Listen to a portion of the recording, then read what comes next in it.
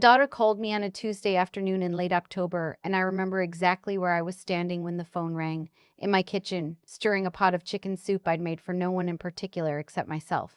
"Mom," she said, "Craig and I have been talking. Whenever a conversation starts with Craig and I have been talking, I've learned it means Craig had an idea and my daughter agreed to it. We want you to come live with us. The guest room is just sitting there. You'd have company, we'd have help with the kids, and you wouldn't have to rattle around that house alone anymore." I was 67 years old. My husband Ray had passed 18 months before. A heart attack. Quick, no warning. Which his doctors later told me was actually a mercy. I didn't feel it as a mercy at the time. I felt it as a door slamming shut on the only life I'd known for 41 years. I'd retired from teaching fifth grade 3 years earlier, and since Ray died, I'll admit the days had grown long and the evenings longer. My house in Dayton felt like a museum of a life that used to be happening. So when my daughter said, "Come live with us," something in me said yes before my mouth could think it through. I should have thought it through. My daughter's name is Sandra. She's 41. She married Craig when she was 28. And I truly tried, to love him the way you're supposed to love the man your child chose. He was not a bad person.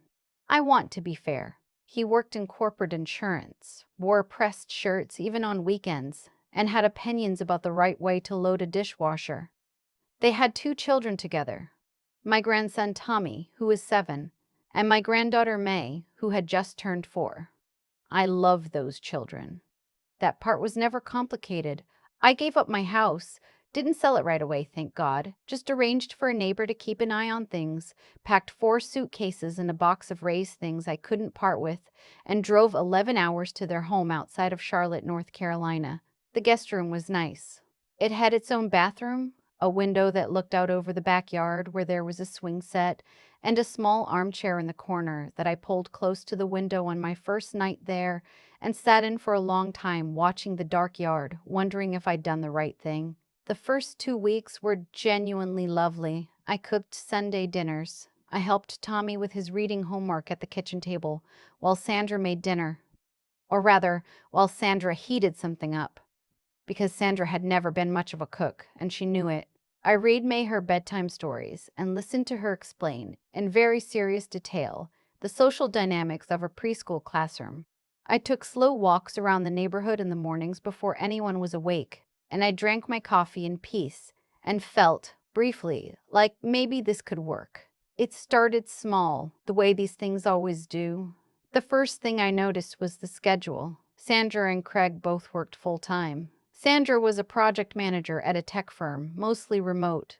Craig drove to his office in uptown Charlotte 3 days a week. They'd had a nanny for May, a young woman named Destiny, who came 5 days a week. But Destiny was leaving at the end of November to go back to school full-time. "We figured," Sandra said one evening, setting down her fork at dinner, "since you're here now, we probably don't need to replace her." I looked up from my plate. "I mean, you're home anyway, Mom, and you love the kids." I did love the kids.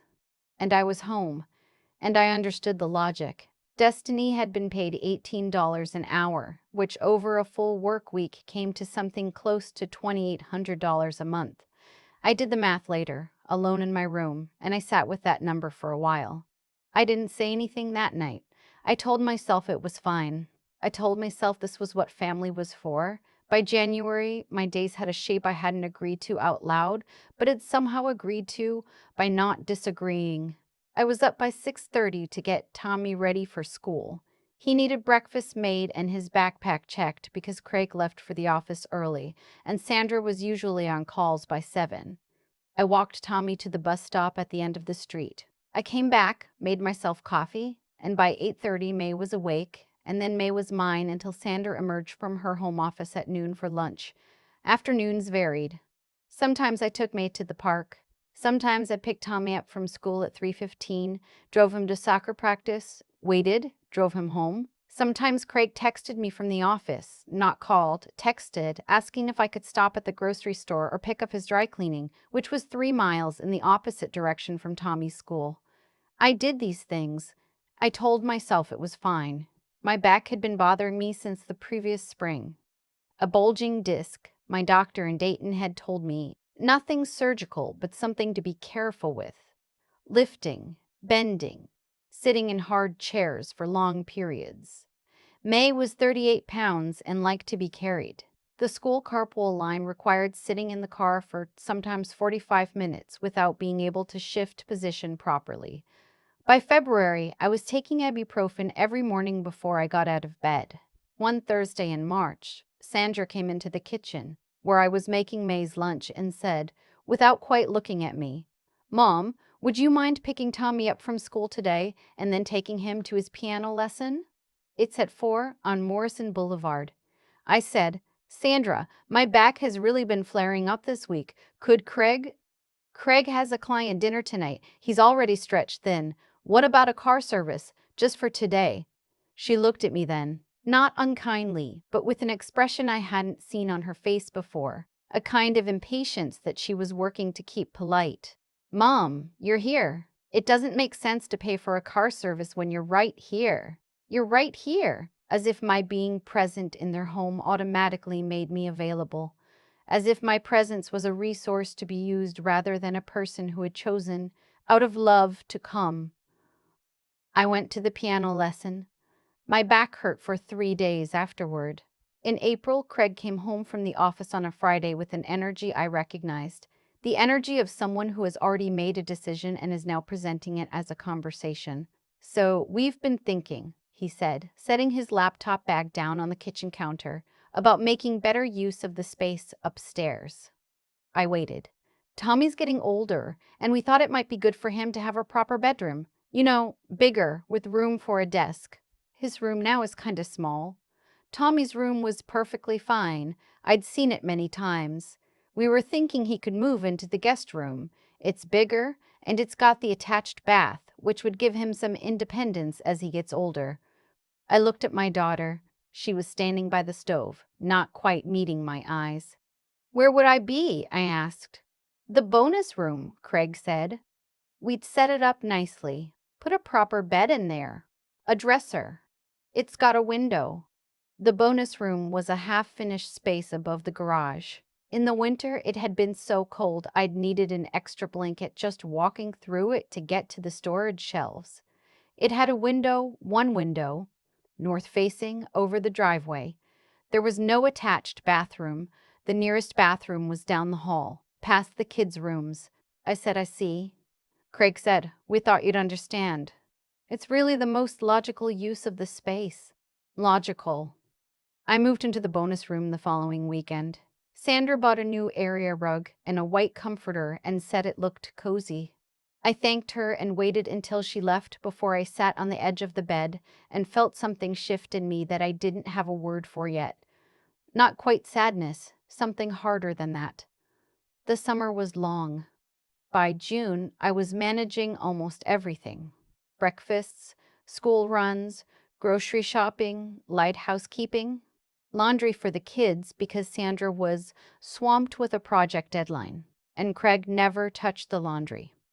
I cooked dinner 4 nights a week. On the other 3, Craig brought home takeout and occasionally thanked me for keeping things running.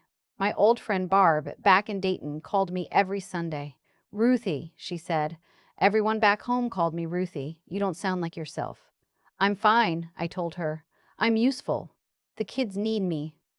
"The kids needed Destiny," she said, "and they paid Destiny." I didn't answer. My back was not improving. I'd found a new doctor in Charlotte, a spine specialist, who told me that I needed to significantly reduce the amount of lifting and prolonged sitting I was doing. He recommended physical therapy, twice a week. I told Sandra I'd need to schedule PT appointments on Tuesday and Thursday mornings, which would mean I couldn't do the morning routine those days. She said, "Can you do it after the school drop-off?" I said the appointments were at 8. She said, "Okay, we'll figure it out." And then nothing was figured out, and the following Tuesday, I drove Tommy to the bus stop, came home, changed clothes, and drove myself to PT 20 minutes late. In July, Craig's mother came to visit for a week. She stayed in the room I used to have, the guest room. Sandra bought fresh flowers for the nightstand. Craig grilled on the weekend. His mother sat on the back porch with a glass of iced tea while I prepared the side dishes inside. On her last evening, Craig's mother wandered into the kitchen while I was cleaning up after dinner. She looked around, seemed to register something, and then looked at me with an expression I recognized as pity. "Do you enjoy living here?" she asked. I said, "I love spending time with my grandchildren." She nodded slowly. "That's not quite what I asked," she said, and then Sandra called her from the other room and she went. August was when it broke. I had been carrying May all week because she'd sprained her ankle at the playground. Nothing serious, but she couldn't bear weight on it and was too proud for her little crutches. By Thursday, my back was in genuine trouble. I told Sandra that morning that I needed to rest, that I couldn't carry May, that we'd need to find another way to manage. Sandra said, "Mom, she's 4. She literally cannot walk right now. I understand that, but I physically cannot lift her. My doctor has told me, so what am I supposed to do? I have a call with our Singapore office at 9. I can't take her to the pediatrician alone while I'm on a call. Craig is in Atlanta until Sunday." I stood there in the kitchen at 7:45 in the morning, my back already aching, and I looked at my daughter's face, the frustration there, the expectation, and I felt something I had been politely not feeling for almost a year. "Sandra," I said, "I need to talk to you about something." "Mom, can it wait? I'm not able to keep doing this every day," I said. "The childcare, the driving, the lifting. My back cannot handle it every day. I'm not saying I won't help. I am saying I can't be the primary caregiver anymore. That has to change." She stared at me. "You live here," she said, quiet, factual, as if that settled it. "Yes, you live here for free." And there it was. The accounting, the thing that had been in the room for months without anyone saying it. I said, "I gave up my home to come here. I have paid for my own groceries since January. I have not been living here for free, Sandra," she said. "You know what I mean." I did know what she meant. And I understood in that moment how she saw me. Not as her mother who had come out of love, as a resource that had been incorporated into the household budget, the nanny line item, just without the check. That evening, Craig came home. Atlanta had been cut short, and Sandra told him what I'd said. I was in the bonus room when I heard his voice through the floor. Not the words, just the tone. The tone of someone deciding something. He came upstairs, knocked on my door, stood in the doorway with his arms crossed. "Ruth," he said. He always called me Ruth, never Mom. I'd noticed that from the beginning. "We need to be honest with you. We brought you here to be part of this family. Part of this family means contributing. If you're not going to help with the kids." He paused, and I watched him choose his next words, and I watched him decide not to choose carefully. "Then what exactly is the arrangement here?" I said. "I beg your pardon. I mean, you're not paying rent." "You're not, Craig," I said, and my voice was very calm, which surprised me. "I raised a child. I cooked for your family for nearly a year. I drove your son 4,500 miles worth of carpools since January. I checked my odometer. I did not come here to be managed." He said, "No one is managing you." I said, "Good night, Craig." He stood there a moment longer, then left. I sat on my bed, the bed in the bonus room, over the garage with its north-facing window looking out at the driveway, and I thought about Ray. I thought about our kitchen in Dayton, the one I knew by heart, where I'd stood at the counter 10,000 times in 41 years. I thought about Barb, who called every Sunday. I thought about my doctor in Dayton, who had told me to be careful with my back, and the life I'd been living before I tried to disappear into someone else's. I thought about the fact that I had not sold my house. The next morning, I called a property management company in Dayton to ask about rental listings in my neighborhood. Not to rent my house out, but just to understand what a one-bedroom apartment near where I used to live would cost. While I was on the phone, Sandra knocked and came in without waiting. I held up one finger, finished my call, hung up. "Who was that?" she asked. "Someone in Dayton," I said. She sat down in the chair by the window. She looked tired. I felt a wave of something, love, still, in spite of everything, and I waited. Mom, she said, last night got out of hand. Craig shouldn't have said it the way he said it. What should he have said? She didn't answer right away. We're stretched. We didn't anticipate everything costing so much. The kids' activities, the mortgage. We thought with you here it would be easier. It has been easier. For you.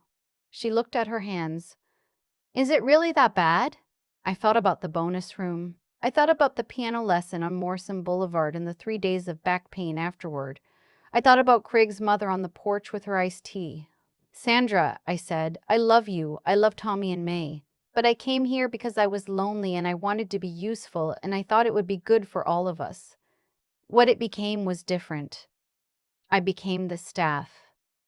She flinched. Good. She needed to hear it. I'm not angry, I said, which was mostly true. But I'm also not 28 years old. My body has limits. I am allowed to have limits. And I should have said that, clearly, out loud, much sooner than now. That part is on me. She was quiet for a long moment. What do you want to do? She finally asked.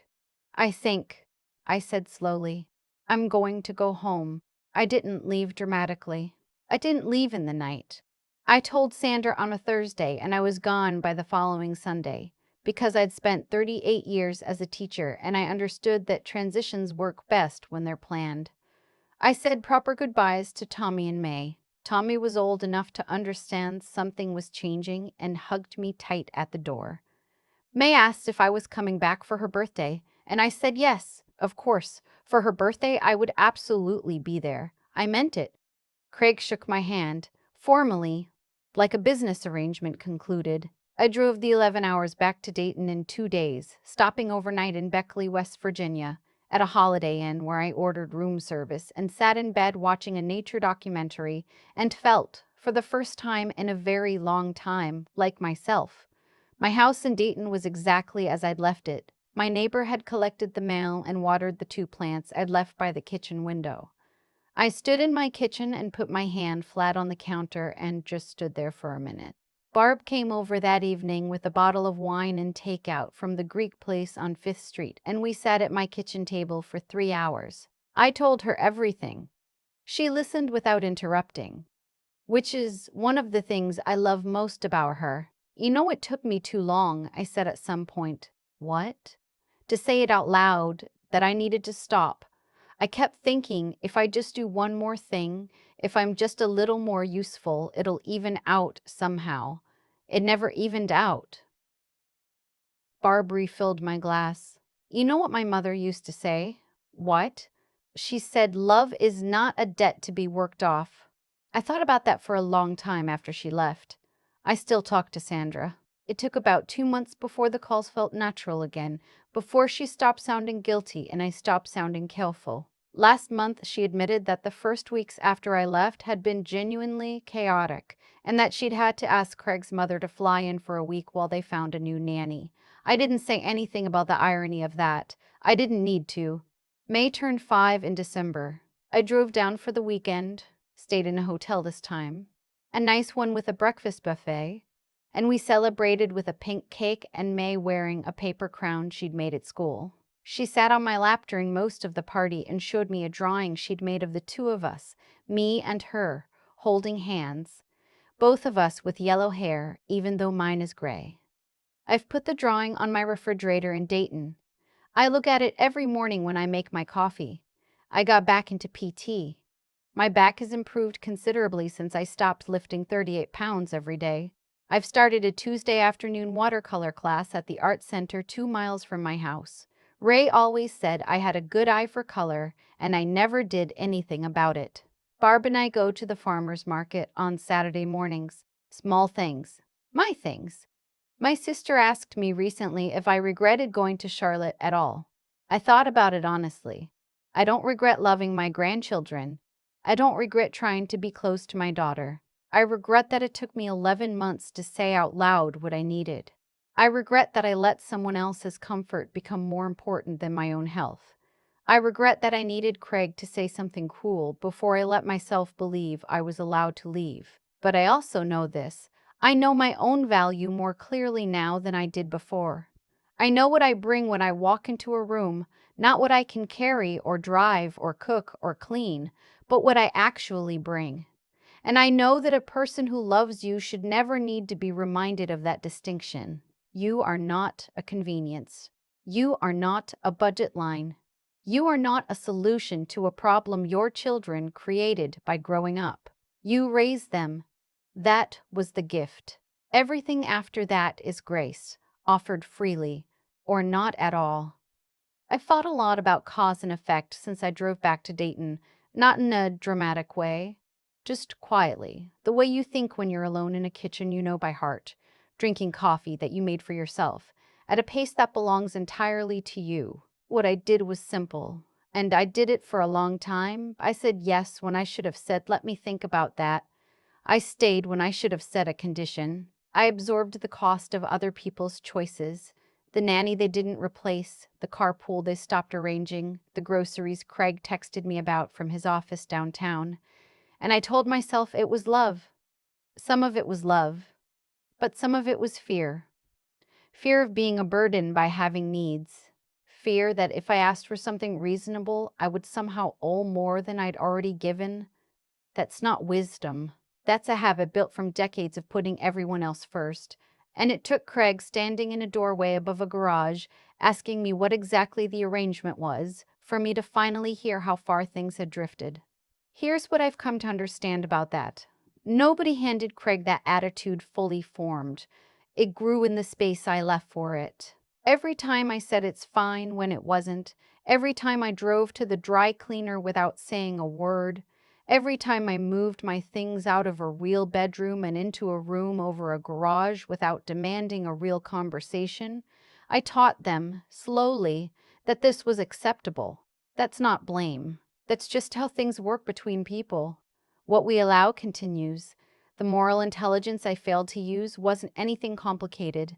It was just honesty, said out loud, early enough to matter. Sandra is not a cruel person. I believe she lost track of what she was asking of me because I never clearly told her what it was costing. Mothers do that. We absorb, we manage, we redirect, and then we wonder why no one knows we're tired. The harder thing I've had to sit with is this. It takes a certain kind of courage to say I have limits to someone you love, not the courage of confrontation. I'm not built for scenes, but the quieter courage of believing your own needs are real enough to name. That's the kind of strength I didn't fully find until I was 67 years old, sitting on a bed above a garage in Charlotte, North Carolina, realizing I had not sold my house. I had not sold my house. That was the thread I'd kept. Some part of me had known. I'm not the person I was before I went to Sandra's. I came back knowing more about what I'm worth, not in the way you'd put on a resume, but in the plain way of someone who has had her value calculated in front of her and decided she disagreed with the number. May's drawing is on my refrigerator. My watercolor class is on Tuesdays. My back is better. These things are not small. If you're somewhere you are needed but not respected, you already know the difference. You have always known. The question is just when you'll decide that knowing it is enough reason to act. I waited 11 months. I hope you don't wait that long.